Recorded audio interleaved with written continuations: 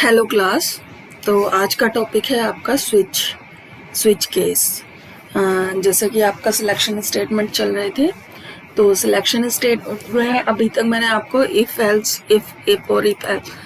Else का use बताया। ठीक है, आज बात करेंगे हम स्विच केस पर कि स्विच केस क्या होते हैं। देखो क्या होता है कि जब हम इफ एल्स का यूज, जैसे इफ एल्स एक सिलेक्शन स्टेटमेंट है, वैसे ही स्विच केस भी एक सिलेक्शन स्टेटमेंट है। अब इसमें सिलेक्शन कैसे होता है, देखो स्विच केस का सिंपल मैटर है। यहाँ पर कंडीशन चेक करने की आपको जरूरत नहीं होती, कंडीशन ऑटोमेटिकली आपका स्विच जो है चेक कर लेता है। अब वो कैसे चेक करता है वो हम यहाँ देखेंगे। देखो जैसे यहाँ पर हमने आपका सिंपली वही प्रोग्राम बनाया, सिंपल प्रोग्राम आपका using name space int main word start, main start हुआ। मेन में आपने एक इंटीजर लिया जिसकी वैल्यू रख ली आपने 20। आप इसको 20 ना रखकर आप इसको 0 भी रख सकते हैं। 0 रखकर आप इसको सी इन करा लो। ठीक है, सी इन करा सकते हैं, जैसे सी आउट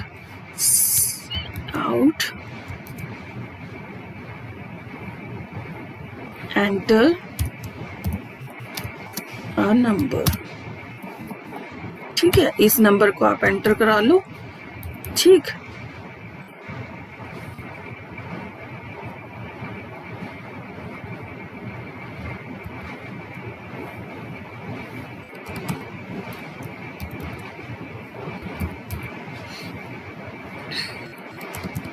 हैंडल नहीं लगाते, हैंडल लगाएंगे तो सी इन न्यू लाइन में आ जाएगा। सी इन कर लिया आपने।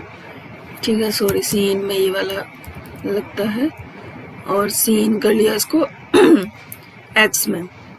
ठीक है, उसके बाद एक सी आउट और कॉल कर लिया आपने, जिसके साथ आप एंडल कॉल कर लोगे, जिससे जो आगे आप लिखो वो न्यू लाइन में है। ठीक है, तो यहाँ पर आपने एक नंबर पूछ लिया। अब आपने क्या किया, उसको चेक कराया कि नंबर जो है, अगर एक्स जो है आपका, देखो केस क्या, स्विच क्या कहता है कि स्विच में जो भी आप डालोगे, जैसे आपने स्विच में यहाँ एक्स पास किया है, तो अब ये केस में जाकर एक्स की वैल्यू चेक करेगा। ठीक है, अब केस अगर मेरा मतलब केस में 10 का मतलब ये है कि एक्स की वैल्यू अगर 10 है तो ये प्रिंट कर देगा एक्स इज 10। 20 है तो प्रिंट कर देगा एक्स इज 20। 30 है तो प्रिंट कर देगा 30। ठीक है, तो इस तरीके से हम प्रिंट कर सकते हैं। ठीक है, तो और अगर इनमें से कोई भी नहीं है तो ये क्या करेगा, एक्स नॉट 10, 20 और 30। ठीक है, अब मैं अगर इसको रन कराऊं, मैंने इसको रन कराया, सॉरी एंड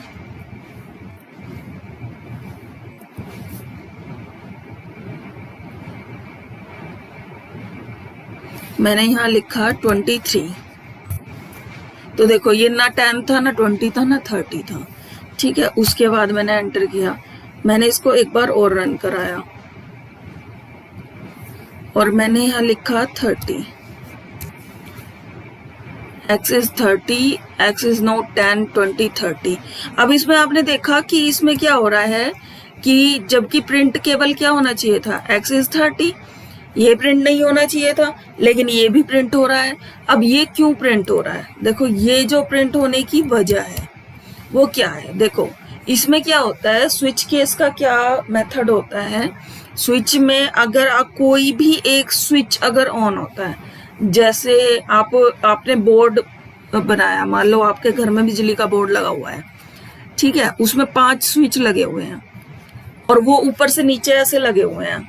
ठीक है, और आपने कोई एक स्विच ऑन करा, तो स्विच केस में क्या है कि एक कोई भी एक स्विच ऑन होगा तो उसके बाद के सारे ऑन हो जा रहे हैं, ऑन हो जाएंगे। ये स्विच केस की प्रॉपर्टी होती है। देखो अब मैं आपको करके दिखाती हूँ। जैसे 30 किया था तो डिफॉल्ट भी ऑन हो रहा था, मैंने 20 किया तो 20 भी प्रिंट हुआ, 30 भी प्रिंट हुआ और ये भी प्रिंट हुआ। इसमें हैंडल लगा लेते हैं, अलग अलग दिखाए जैसे।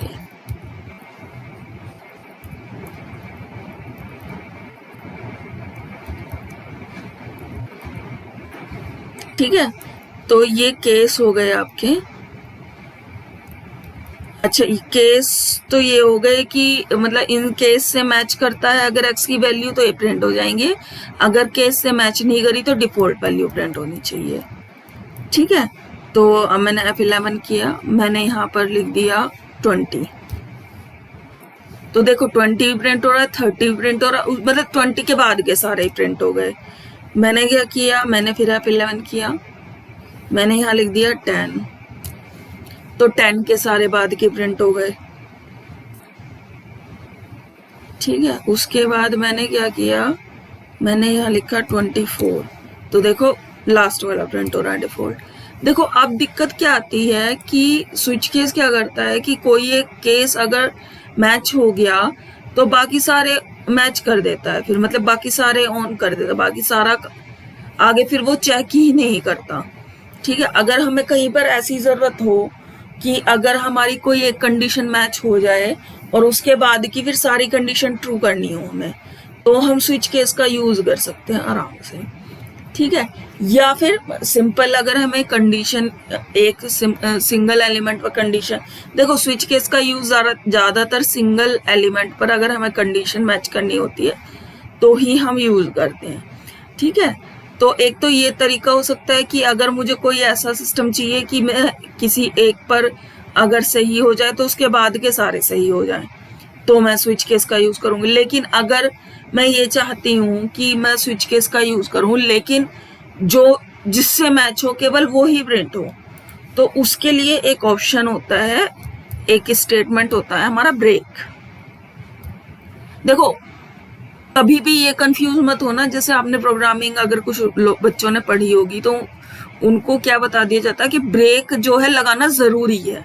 देखो अभी मैंने स्विच केस में ब्रेक नहीं लगाया था इससे पहले, तो कोई एरर आई थी, रन किया था ना। सिर्फ क्या दिक्कत आई, जब हम कोई केस ऑन हो रहा था तो उसके बाद के सारे ही वो ट्रू कर रहा था, मतलब कोई केस रन हो जाता था तो उसके बाद के सारे केस वो रन कर देता था। ठीक है, तो ये चीज रोकने के लिए मैं ब्रेक यूज करती हूँ। ब्रेक जो है स्विच केस का पार्ट नहीं होता। ठीक है, अगर आपसे स्विच केस स्टेटमेंट पूछा जाता है तो ब्रेक उसका पार्ट नहीं होता। ये कंफ्यूजन बिल्कुल मत लेकर आना, कुछ बच्चों में ये कंफ्यूजन हो जाती है कि ब्रेक इसका पार्ट है। ठीक है, ब्रेक आप लगाओगे तो भी ठीक, नहीं लगाओगे तो भी ठीक, बस वो आपके ऊपर है कि आप कैसा लॉजिक ट्राई कर रहे हैं। तो हर बार मुझे ब्रेक लगाना पड़ेगा जिससे जो भी केस ऑन हो उसके बाद के कोई केस ऑन ना हो। ठीक है, मैंने यहाँ F11 किया और ये मेरा रन हुआ। अब मैंने इसमें लिखा 10, एंटर, x is 10। अब मैंने दूसरा केस यूज किया, मैंने फिर से इसको रन किया, मैंने लिखा 20, देन प्रिंट x is 20। ठीक है, उसके बाद मैंने फिर से F11 किया, मैंने यहाँ पर लिखा 30, x is 30। ठीक है, और एक वो सिनेरियो भी ले लेते हैं जिसमें कुछ भी नहीं है इनमें से, मतलब मैंने यहाँ लिख दिया 36, 26। ओके, तो x is net 20, net 20, no 30। ठीक है, ये डिफॉल्ट हो गया आपका। तो ये होता है देखो स्विच केस। स्विच केस ज्यादा कोई बड़ी चीज भी नहीं है, लेकिन जहां पर हमें एक ही वेरिएबल के मल्टीपल ऑप्शन चेक करने हो वहां पर हम स्विच केस यूज कर लेते हैं। या मैं और बहुत सारे केस लिख सकती हूँ, 10, 20, 30, 40, 50, 60, 70। ठीक है, तो इस तरीके से हम स्विच केस यूज कर लेते हैं। तो ये सबसे बेस्ट तरीका होता है स्विच केस यूज करने का। आपको जहां पर भी अब आगे जब आप देखोगे प्रोग्रामिंग होगी तो वहां पर कहीं कुछ जगह पर आप स्विच केस यूज कर लोगे। स्विच केस एक तरह से देखा जाए तो एक अल्टरनेट वे है इफ एल्स का, जहां पर बहुत सारे एल्स ना लगा, अगर एक ही चीज को बार बार चेक करना है तो बार बार इफ एल्स ना लगाकर स्विच केस हम यूज कर लेते हैं। अच्छा, अब आपका एक काम करना, अब मैंने आपको ये प्रोग्राम बनवा दिया तो अब आपका एक होमवर्क है, आप स्विच केस का यूज करके एक प्रोग्राम बनाएंगे जिसमें आप यूजर से नंबर पूछोगे। ठीक है, और नंबर होंगे आपके 1 to 7, यानी कि 1 2 3 4 5 6 7, ये आप नंबर पूछोगे। अगर वो 1 to 7 एंटर करे तो अगर 1 एंटर करे तो क्या प्रिंट हो, संडे।